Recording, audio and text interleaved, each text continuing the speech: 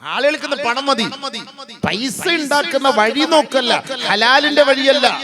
കാശ് ഉണ്ടാവണം അളിയ, ജീവിക്കാൻ കാശ് വേണം അളിയ. ആയിക്കോട്ടെ അളിയ, അത് ഹലാലായിട്ട് ഉണ്ടായിക്കോളിയ. ഹലാലായിട്ട് ഉണ്ടാക്ക്, ഹറാമായിട്ടൊന്നും ഉണ്ടാക്കണം. നബിയുനാ റസൂലുള്ളാഹി തങ്ങൾ പറഞ്ഞു, അൽ മഖ്സൂദു ബിർറിസ്ഖി മാ ഖല്ല വ കഫാ ഫഇന്നമാ ഖല്ല വ കഫാ ഖൈറുൻ കസുറ മിമ്മാ കസുറ വ അൽഹാ. അൽ മഖ്സൂദു ബിർറിസ്ഖ്, റിസ്ഖ് എന്ന് പറയുമ്പോൾ അതിൽ ബർക്കത്ത് എന്ന് പറഞ്ഞാൽ മാ ഖല്ല വ കഫാ, നമ്മുടെ കാര്യങ്ങളൊക്കെ റാഹത്തായിട്ട് നടന്നു പോകുന്ന ഒരു സമ്പത്താണ് നമുക്കുള്ളതെങ്കിൽ മക്കളെ, അതിൽ നിനക്ക് അല്ലാഹു ബർക്കത്ത് ചെയ്തിട്ടുണ്ട്. ഫഇന്നമാ ഖല്ല വ കഫാ, നിനക്കുള്ളത് കൊണ്ട് തൃപ്തിപ്പെട്ട് മുന്നോട്ട് പോകാൻ കഴിയുന്നത് ഖൈറും മിമ്മാ കസുറ വ അൽഹാ. അനാവശ്യമായ പണം ഒരു തെളിവുമില്ലാതെ, അള്ളാന്റെ പൊരുത്തമില്ലാതെ ഹറാമിലൂടെ വന്നൊഴുകുന്നതിനേക്കാൾ ഹലാലായ സമ്പാദ്യം ഉള്ളത് കൊണ്ട് ജീവിക്കുക എന്നത് ഖൈറാണ്, ബർക്കത്താണെന്ന് നബിയുനാ റസൂലുള്ളാഹി. ചിന്തിച്ചോ? എനിക്കിപ്പോ വലിയ ആചാരാണ്, എനിക്ക് അതുകൊണ്ടോ ഇതൊക്കെ അദ്ദേഹത്തിന്റെ കല്ലി വല്ലി. എന്തിതൊക്കെ? അദാനിയും ഉറങ്ങുന്നു, ഇവിടുത്തെ പെട്ടിക്കടക്കാരനും ഉറങ്ങുന്നു. അദാനിയും രാവിലെ തിന്നുന്നു, പെട്ടിക്കടക്കാരനും തിന്നുന്നു. മീൻ കച്ചവടക്കാരനും സുഭിക്ഷമായി ജീവിക്കുന്നു, അംബാനിയും സുഭിക്ഷമായി ജീവിക്കുന്നു. എല്ലാരും കിടക്കുമ്പോ അവനും ഉറങ്ങുന്നു, നമ്മളും ഉറങ്ങുന്നു. ഉറങ്ങിക്കഴിഞ്ഞാല് ഞാൻ തീട്ടക്കുഴിയിലാണോ കിടക്കുന്നത്, കക്കൂസിലാണോ കിടക്കുന്നത്, മണിമാളികളാണോ കിടക്കുന്നത്, ആർക്കും അറിയില്ല.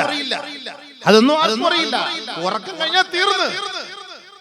നിന്റെ പള്ളയിലേക്ക് നീ അയക്കുന്നത്, നിന്റെ മക്കൾക്ക് കൊടുക്കുന്നതും ഹലാലായ പണമല്ലാത്ത പണമാണെങ്കിൽ വല്ലാഹി സത്യം, നിന്റെ ഒരു ദുആയും നിന്റെ ഒരു സദഖയും നിന്റെ ഒരു നോമ്പും നിന്റെ ഒരു ഖുർആനും അല്ലാഹ്ക്ക് വേണ്ട. അല്ലാഹ്ക്ക് പ്യുവർ സാധനം മതി. അല്ലാഹ്ക്ക് ചുമ്മാ കൂടിക്കലത്തെ ഉഡായിപ്പ് ഐറ്റങ്ങളൊന്നും, അല്ലാഹ്ക്ക് അലിബാബ സാധനമൊന്നും അല്ലാഹ്ക്ക് വേണ്ട. അല്ലാഹ്ക്ക് ഒറിജിനൽ സാധനം കൊടു, അതേ അല്ലാഹ്ക്ക് ഇഷ്ടമുള്ളൂ. ഒരു ചെറുപ്പക്കാരൻ നിസ്കരിക്കാൻ വേണ്ടി കൈകെട്ടിയാൽ പിശാചിന്റെ നേതാവ് പറയും അവന്റെ അനുയായികളോട്, അവനെ നീ ഒന്ന് പോയി നോക്ക്, അവന്റെ ഭക്ഷണം എവിടെ നിന്നാണെന്ന് നോക്ക്. അവന്റെ ഭക്ഷണം ഹറാമിന്റെ ഭക്ഷണമാണെങ്കിൽ അവനെ വിട്ടേക്ക്, അവനെ ഇടങ്ങേറാക്കാൻ പോകണ്ട. വെറുതെ അവൻ വെറുതെ നിസ്കരിക്കുന്നു, വെറുതെ നോമ്പെടുക്കുന്നു, വെറുതെ ദുആ ചെയ്യുന്നു. അതുകൊണ്ട് യാതൊരു ഫായിദയുമില്ല. من أنفق الحلال في الطاعة كمن طهر الثوب بالبول. ബഹുമാനപ്പെട്ട സുഫിയാൻ റളിയല്ലാഹു പറഞ്ഞ വാക്കാണ്. من أنفق الحلال في الطاعة من أنفق الحرام في الطاعة. പലിശയുമായി ബന്ധപ്പെട്ട ഹറാമിന്റെ പണം നമ്മൾ ഇബാദത്തിന് വേണ്ടി, ആരാധനയ്ക്ക് വേണ്ടി നമ്മൾ ചെലവ് ചെയ്താൽ അവൻ ആരെ പോലെ? കമൻ തഹറ الثوب بالبول. ഗോമൂത്രത്തിനകത്ത്, മൂത്രത്തിനകത്ത് അവന്റെ വസ്ത്രം കഴുകിയവനെ പോലെയാണ്.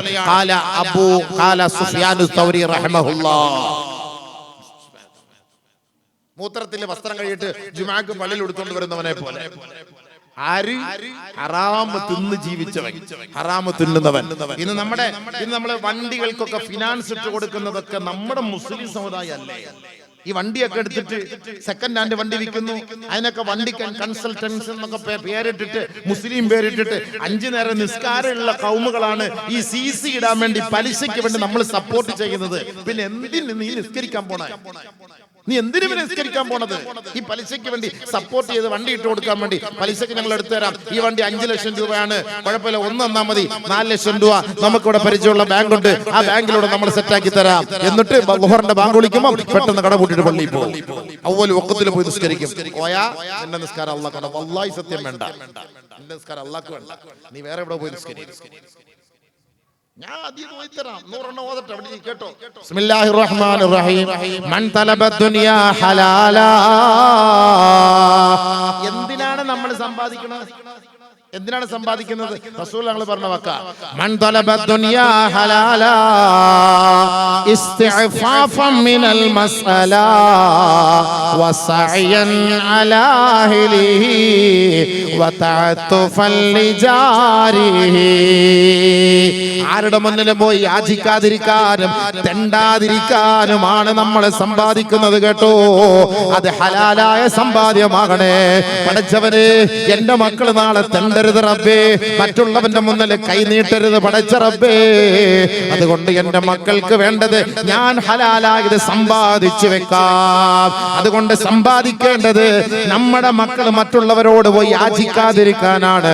ഇസ്തിഗ്ഫാഫൻ അനിൽ മസ്അല. യാചിക്കാൻ പാടില്ല, യാചിക്കാൻ പാടില്ല. യാചിക്കാതിരിക്കാനാണ് നമ്മൾ സമ്പാദിക്കേണ്ടത്. എന്റെ കുടുംബത്തിന് വേണ്ടിയാണ് എന്റെ പരിശ്രമം, എന്റെ ഈ വിയർപ്പ് ഞാൻ ഒഴുക്കുന്നത്, എന്റെ ചോര ഞാൻ നീരാക്കുന്നത് എന്റെ മക്കളെ പോറ്റാനാണ്. അത് ഏറ്റവും വലിയ കൂലിയാണ്. അത് ഹറാമിലൂടെ വേണ്ട ഉപ്പമാരെ, ഉമ്മമാരെ, അത് ഹറാമിലൂടെ വേണ്ട. അത് ഹലാലായ മാർഗത്തിലൂടെ മാത്രമേ നിന്റെ മക്കൾക്ക് നിങ്ങൾ അന്നം കൊടുക്കാവൂ കേട്ടോ. ഒരു കിളയക്കാരനെ കണ്ടിട്ട് പറമ്പിൽ പണിയെടുത്തിട്ട് വന്ന, പറമ്പിൽ പോയിട്ട് വിറക് കീറി കൊടുത്തിട്ട് വന്ന ഒരു കൃഷിക്കാരനെ കണ്ടിട്ട്, ഒരു വിറവുകാരനെ കണ്ടിട്ട്, ഒരു തൊഴിലാളിയെ കണ്ടിട്ട് റസൂലുള്ളാഹിന്റെ കൈയോട് ചേർത്ത് പിടിച്ചപ്പോ ആ തൊഴിലാളിയുടെ കയ്യില് ഭയങ്കരമായ തഴമ്പാട്. അള്ളാന്റെ റസൂൽ ആ തഴമ്പിൽ തൊട്ടിട്ട് പറഞ്ഞു, ഇത് സ്വർഗത്തിന്റെ പൂക്കളാണ് കേട്ടോ, ഇത് സ്വർഗത്തിന്റെ വസന്തമാണ് കേട്ടോ. ഈ ത്യാഗം സ്വർഗമാണ്, സ്വർഗമാണ്. അയ്യുൽ കസ്ബി അഫ്ളലു യാ റസൂലല്ലാഹ്, ഏറ്റവും നല്ല കച്ചവടം ഏതാണ് നബിയേ?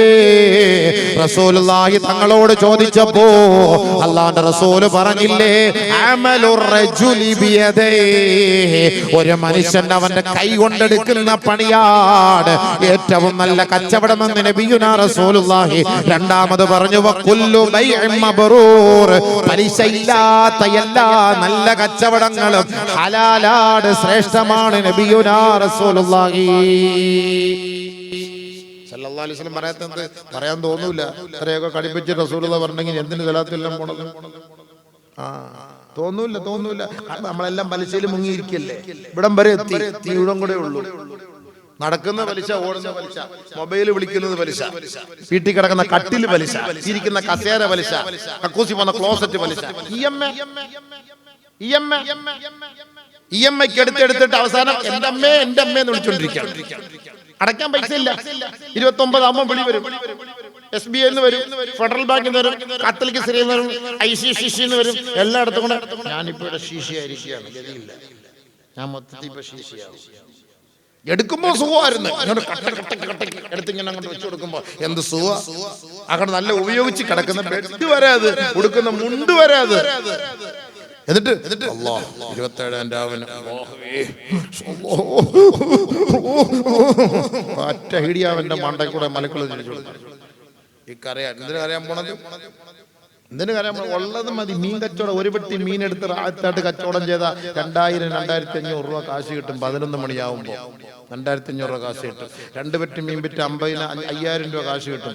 കായംകുളം മുതൽ അങ്ങോട്ട് അടൂർ വരെ പോ, 2 സൈഡിലും മീൻ ഇങ്ങനെ വെച്ചോണ്ടിരിക്കുകയാണ്. ചുമ്മാ പണിയൊന്നും ഇല്ലെങ്കിൽ മാറി ചെയ്യോ? ഒരു മാസം 1.5 ലക്ഷം രൂപ ഉണ്ടാക്കുന്നുണ്ട് ശമ്പളം എല്ലാം കഴിഞ്ഞിട്ട്. ഒരു എഞ്ചിനീയറിന് 45,000 കിട്ടുള്ളൂ. ഒരു മീൻ കച്ചവടക്കാരന്റെ ശമ്പളം 1.5 ലക്ഷം രൂപയാണ്. കണക്കൂട്ടി നോക്കിയാൽ ചുമ്മാ കണക്കൂട്ടിരുന്ന് കുത്തിയിരുന്ന് നമ്മൾ എത്ര പൈസ ആവശ്യമില്ല അംബാനിക്ക് കൊടുക്കുന്നത്. ഒരു വീട്ടിൽ 5 മൊബൈൽ, 13, 15, 1500 രൂപ മാസം തോറും അവൻ നമ്മൾ കൊടുക്കുകയാണ്. 5 മൊബൈൽ ഏറ്റവും കുറഞ്ഞ ഒരു വീട്ടിലുണ്ട്. നമ്മൾ കൂട്ടി നോക്കി ഒരു വർഷം എത്ര രൂപ നമ്മൾ കൊടുക്കുന്നുണ്ടെന്ന്. 500 മഹൽ, ഒരു മഹലിൽ 500 പേരുണ്ടെങ്കിൽ 500 പേരും 1500 രൂപ വെച്ച് 10-15 ലക്ഷം രൂപ എല്ലാ മാസവും അവന്റെ വീട്ടിലേക്ക് നമ്മൾ കൊടുക്കുകയാണ്. 15 ലക്ഷം രൂപ. ആ 15 ലക്ഷം രൂപ ഉണ്ടെങ്കിൽ നമുക്ക് ഇവിടെ ഒരു മദ്രസ പണിയാം. എന്തിനാ? ഹലോ ഹലോ ഇതിനു വേണ്ടി 15 ലക്ഷം രൂപ. ഇതിനുവേണ്ടി നമ്മൾ 15 ലക്ഷം രൂപ ചെലവാക്കണം. അതോടെ പവർ അനുസരിച്ച് ചിലർ കൂടുതൽ ചെയ്യുന്നവരുണ്ട്. ചിന്തിച്ചു നോക്കിയാൽ മതി. ഓരോ കണക്കുകൾ നമ്മൾ നോക്കാറില്ല. അള്ളാഹ് കൊടുക്കുമ്പോൾ മാത്രം പേഴ്സ് എടുത്ത് വെച്ചിട്ട് 10 രൂപ ഉണ്ടോ നോക്കും, 2 രൂപ ഉണ്ടോ നോക്കും, 1 രൂപ ഉണ്ടോ നോക്കും. അംബാനിക്ക് കൊടുക്കുമ്പോൾ 300, 500, 1000, 1500 കൊടുക്കുമ്പോ അങ്ങനെ കൊടുക്കാം. അള്ളാഹ് ഇങ്ങോട്ട് നമുക്ക് തരുന്നതോ ബിഗൈരി ഹിസാബ്, കണക്കില്ലാതെ അള്ളാഹ് വാരിട്ട് നമുക്ക്. കണക്കില്ലാതെ അല്ലാഹ് നമുക്ക് തന്ന്. കണക്കറിയണോ? അറ്റാക്ക് വരുമ്പോ ആശുപത്രി പോ. സാറേ എത്ര ഉണ്ട്? ഇപ്പം കാണുന്ന 2 ബ്ലോക്കാണ്. ഇനി ചെയ്ത് നോക്കട്ടെ. കബൂലായാൽ 3.5 നിർത്താം. കബൂലായില്ലെങ്കിൽ ചിലപ്പോൾ 2 കൂടെ വേണ്ടി വരും. അങ്ങനെയുണ്ട്. അത് ചെയ്തുകൊണ്ടിരിക്കുമ്പോൾ അടുത്ത കിഡ്നിക്ക് പ്രശ്നം വന്നു. 70 ലക്ഷം കുറഞ്ഞത് നമുക്ക് അഡ്ജസ്റ്റ്മെന്റ് ആക്കാം. ഒരു 10 കുറയ്ക്കാം, 60-നകത്ത് തീർക്കാം. കിഡ്നിയുടെ വില.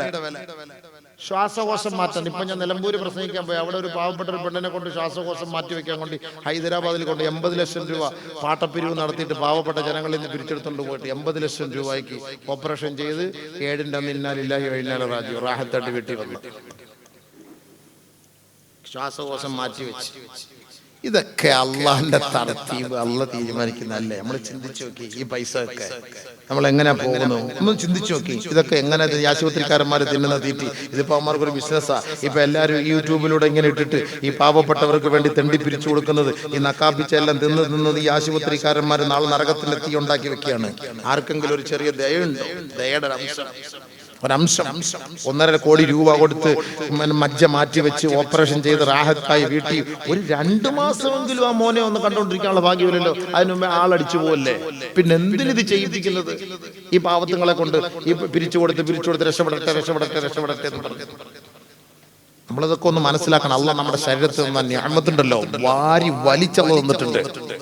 മുട്ടുവേദന പറഞ്ഞു മാറ്റാൻ 8 ലക്ഷം രൂപയാ. അപ്പൊ എത്ര രൂപ അള്ളാഹ്ക്ക് കൊടുക്കണം? നമ്മള് വയറിന് പ്രശ്നം, ഓപ്പറേഷൻ ചെയ്യും. ഒരു കുഞ്ഞ്, ആ കുഞ്ഞിനെ കിട്ടാതെ ലക്ഷങ്ങൾ ഓരോരുത്തർ കൊടുക്കുന്നുണ്ടല്ലേ? അപ്പൊ അള്ളാഹു തന്നെ തരുമ്പോ നമ്മൾ എത്ര ലക്ഷം അള്ളാഹ് കൊടുക്കണം? ചിന്തിച്ചാൽ മതി. ഓരോന്നും ചിന്തിക്കും. കണ്ണ് ചിന്തിച്ചാൽ മതി, കാത് ചിന്തിച്ചാൽ മതി, മൂക്ക്. ഒരു ദിവസം 22,222 പ്രാവശ്യം ശ്വാസം വിടാം. ഫ്രീ ആയിട്ടല്ല നമ്മൾ വിടുന്നത്. ഈ സാധനം അങ്ങനെ നടഞ്ഞു പോയാലേ ഒരു ദിവസം 40,000 രൂപ കൊടുക്കണം. ഇങ്ങനെ വലിക്കുന്ന അതിന് 40,000 രൂപ കൊടുക്കണം. 10 ദിവസം കിടന്ന 4 ലക്ഷം. വീടുകാർ പറയും ശ്വാസം പോയാലും കുഴപ്പമില്ല, തീർന്ന് എന്റെ പൈസ അതിഞ്ഞു കൊടുത്തേരെ. 10 ദിവസം 4 ലക്ഷം രൂപ ശ്വാസം വിട്ടതിന്. പൈസ ഇപ്പൊ 50 ആയി. എത്ര കോടി അള്ളാഹ് കൊടുക്കണം? കണക്ക് കൂട്ട്.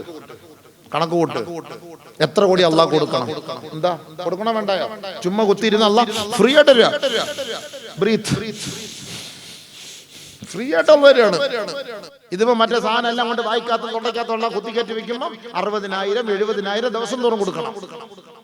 വഫീ അൻഫുസികും അഫലാ തുബ്സിറൂൻ. ഒന്ന് ചിന്തിച്ചാൽ മതി. അള്ളാഹ് നിനക്കറിഞ്ഞ നിഅമത്തുള്ള എത്ര അള്ളാഹ് വാരി വലിച്ച് നിനക്കൊന്നു. നീ അള്ളാഹ് കൊടുക്കുന്നത് പിടിച്ച്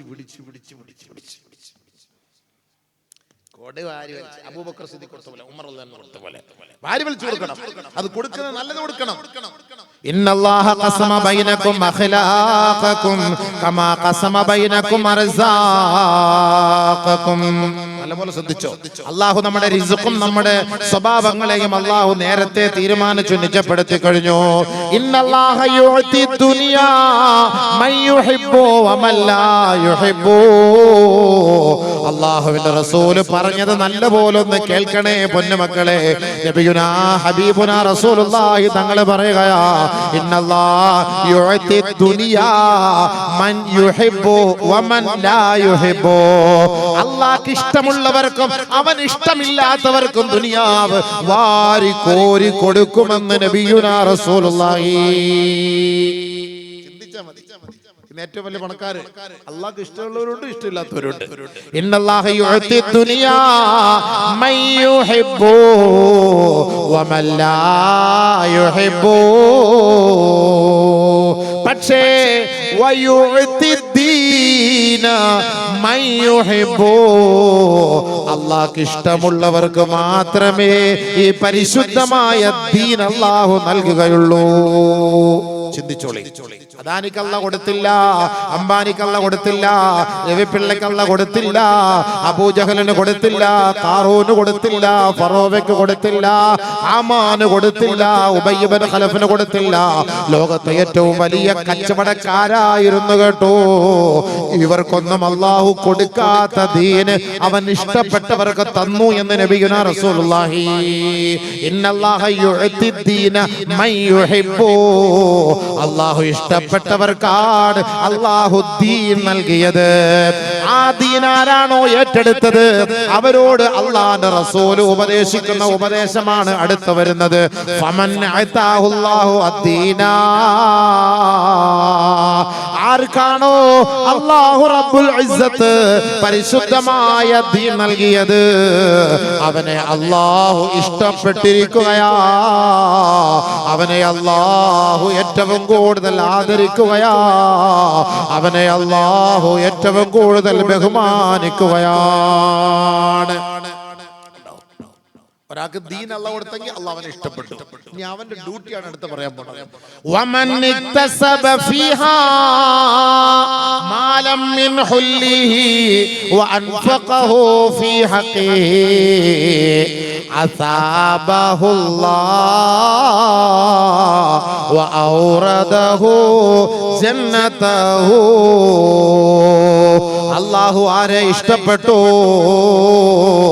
അവന്റെ മേൽ അല്ലാഹുവിന്റെ റസൂൽ പറയുകയാ, ഏ മനുഷ്യ, നീ ഹലാലായതല്ലാത്തത് സമ്പാദിക്കരുത് കേട്ടോ.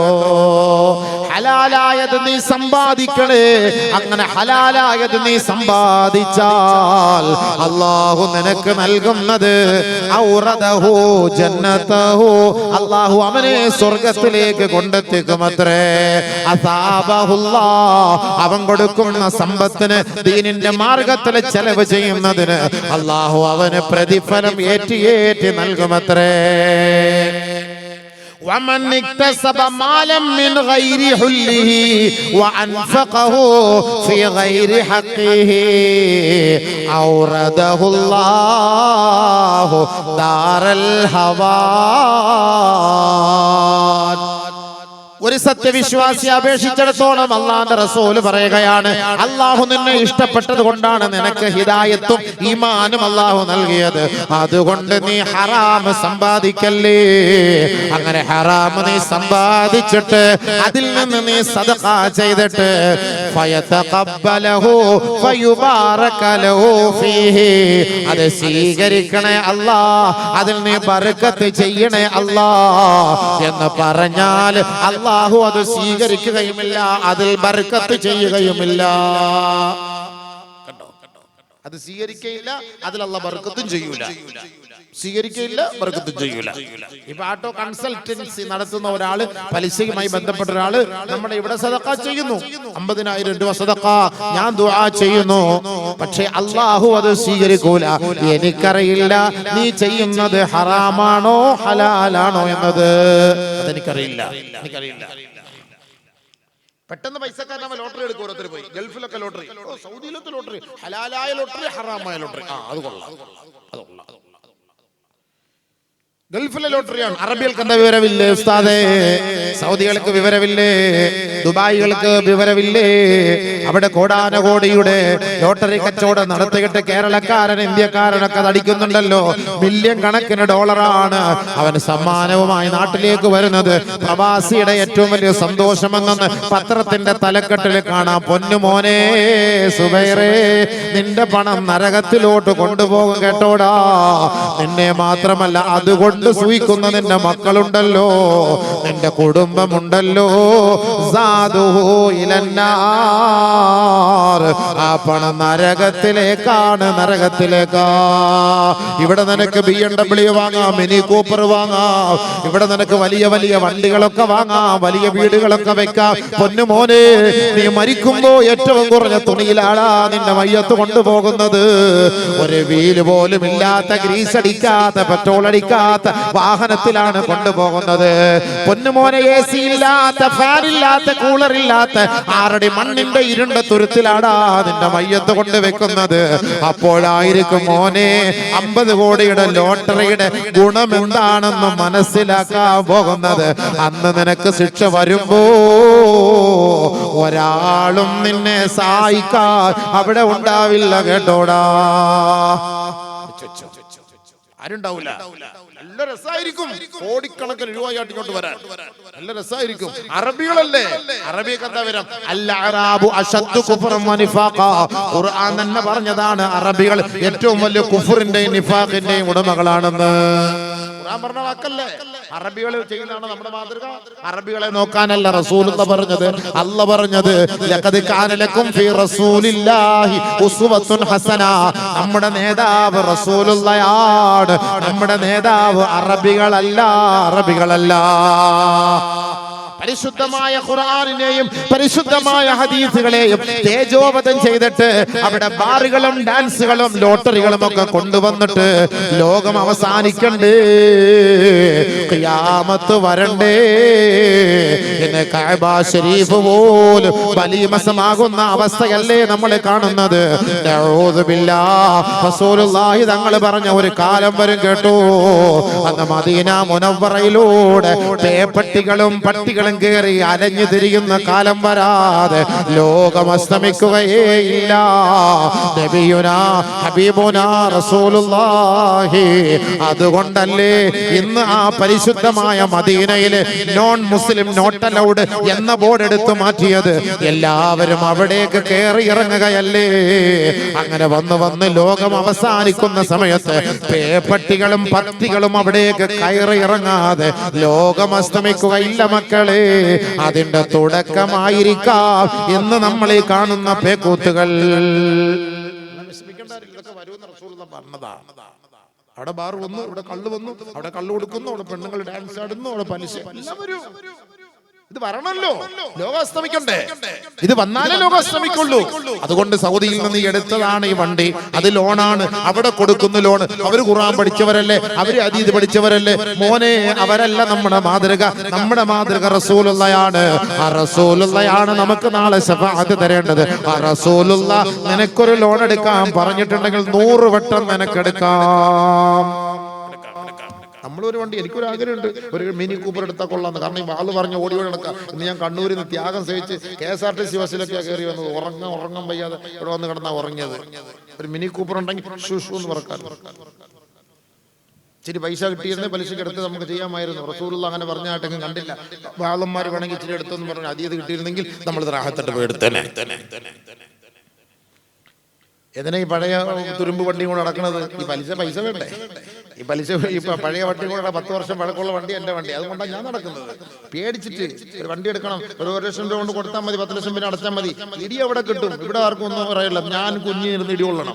കുനിച്ചിരുന്ന് ഇടിക്കുന്ന നിങ്ങൾക്ക് കാണുമ്പോൾ നല്ല രസമായിരിക്കും. ഈ പേടിയത് കൊള്ളാം, അടി കിട്ടട്ടെ. അയാൾ കുറെ കിടന്ന് അവിടെ കളിച്ചല്ലേ. നടക്കില്ല. അള്ളാഹ് കാത്തിരക്ഷിക്കട്ടെ. ആ പൈസ ഒന്നും വേണ്ട, ഉള്ളത് മതി. അൽഹംദുലില്ലാ, ഉള്ളത് മതി.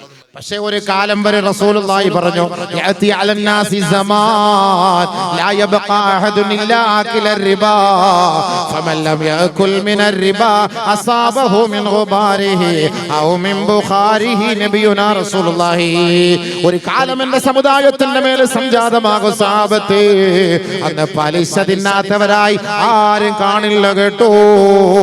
ആരെങ്കിലും അല്ലാഹയെ പേടിച്ചിട്ട് പലിശ ഉപേക്ഷിച്ചാൽ അസാബഹു മിൻ ഗുബാരിഹി ഔ മിൻ ബുഖാരിഹി, പലിശയുടെ പൊടിയെങ്കിലും അവനെ തട്ടാതിരിക്കൂല എന്ന് നബിയുനാ റസൂലുള്ളാഹി.